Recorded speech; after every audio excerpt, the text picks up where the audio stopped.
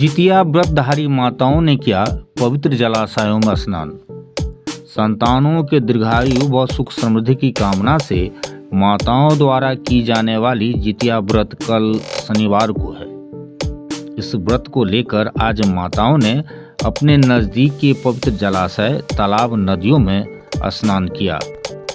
कलवाही प्रखंड के जीवछ नदी, जिसे मिथिला की सबसे बड़ी दूसरी नदी भी कहते हैं, उसमें शुक्रवार की सुबह से ही बड़ी संख्या में जितिया व्रत करने वाली माताओं ने स्नान कर अपने संतानों की दीर्घायु व सुख समृद्धि की कामना की।